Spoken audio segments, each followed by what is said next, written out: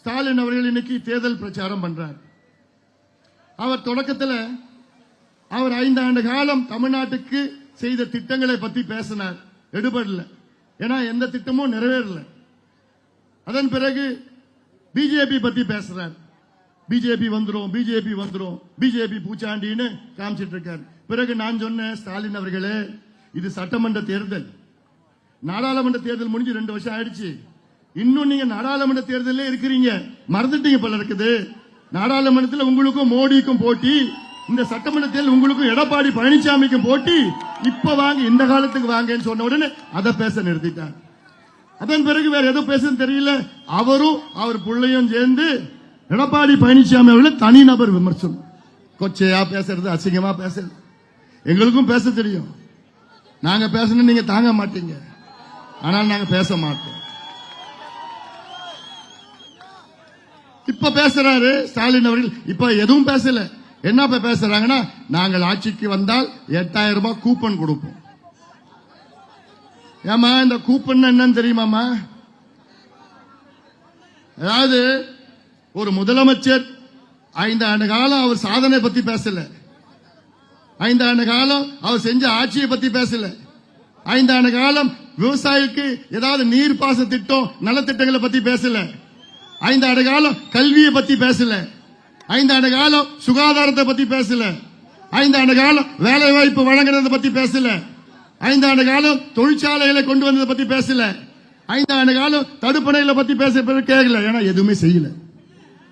ஆனால் அவர் இப்ப பேசுறது, நாங்கள் ஆட்சிக்கு வந்தா 8000 ரூபாய் கூப்பன் கொடுப்போம்.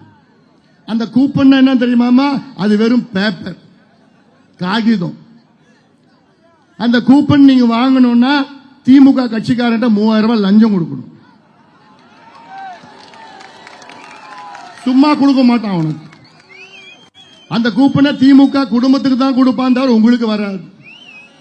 ஆனால் எடப்பாடி பழனிசாமி சொல்றாரு, நான் முதலமைச்சர் ஆன பிறகு உங்களுக்கு 10,000 ரூபாய் நேரடியா உங்க வங்கி கணக்கில், உங்க பேங்க் அக்கௌண்ட்ல நான் போடுவேன்.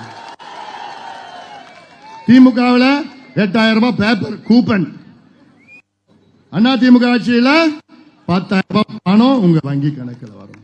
இதை நான் சொல்றேன், சொல்லி ஆகணும். ஏன்னா இது சின்ன சின்ன பெண்கள்லாம் ஏமாந்துட்டு போயிட்டோம். ஓய்யோ 8000 ரூபாய் கூப்பன், 8000 ரூபாய் கூப்பன், அது வெறும் காகிதம், வெறும் பணம், அவ்வளவுதான், அவ்வளவுதான். அதனால இதெல்லாம் சிந்தித்து பாருங்க. இன்னொன்னு நான் சொல்றேன், இன்னைக்கு உறுதியாக எடப்பாடி பழனிசாமி அவர்கள் முதலமைச்சரா வராது, நம்ம வெற்றி பெறோம், அது மாற்று கருத்து கிடையாது. நான் சொல்றது, தப்பி தவறி திமுக ஆட்சிக்கு வந்தால் வரப்போறது கிடையாது. தப்பி தவறி வந்தால் முதலமைச்சரா யாரு வருவாங்க உங்களுக்கு தெரியும்ல? யாரு? உதயநிதி ஸ்டாலின். அதை மட்டும் நீங்க மனசுல வச்சுக்கீங்க, அதை மட்டும் நீங்க மனசுல வச்சுக்கீங்க. இதை விட ஒரு கேவலம் தமிழ்நாட்டுக்கு எதுவும் இருக்காது. அதனால இதெல்லாம் நான் உங்ககிட்ட நான் முன்கூட்டியே எச்சரிக்கையா நான் சொல்றேன், உங்களுக்கு எல்லாம் எச்சரிக்கையா நான் சொல்றேன். நான் இதெல்லாம் வரக்கூடாது. அதனால ஒரு விவசாயி முதலமைச்சரா வரணும், அதுதான் தமிழ்நாட்டினுடைய விடுதலை கிடைக்கும். உங்களுக்கு விடுதலைனா அது நிச்சயமாக ஒரு விவசாயி எடப்பாடி பழனிசாமி அவர்கள் நமக்கு இங்க வர வேண்டும், தமிழ்நாட்டு முதலமைச்சராக வர வேண்டும். அதற்கு நம்முடைய தாமரை ராஜேந்திரன் அவர்கள் இந்த அரியலூர் தொகுதியில மிகப்பெரிய வெற்றி பெற்று இந்த தொகுதி விஐபி தொகுதி இந்த அமைச்சர் தொகுதியாக வரும், நிச்சயமாக வரும். இந்த மாவட்டம் வளம் பெற வேண்டும், வளர்ச்சி பெற வேண்டும். இந்த திட்டங்கள், நீர்ப்பாச திட்டங்கள் எல்லாம் நிறைவேற வேண்டும். விவசாயிகள் எல்லாம் மகிழ்ச்சியாக இருக்க வேண்டும், நெசவாளர் எல்லாம் மகிழ்ச்சியாக இருக்க வேண்டும். அமைதியாக பெண்களுக்கு பாதுகாப்பு வழங்க வேண்டும். இந்த சமுதாயத்துக்கெல்லாம் இடஒதுக்கீடு, உள்ஒதுக்கீடு, தனி ஒதுக்கீடு எல்லாம் சமூக நீதியை நிலைநாட்ட வேண்டும்.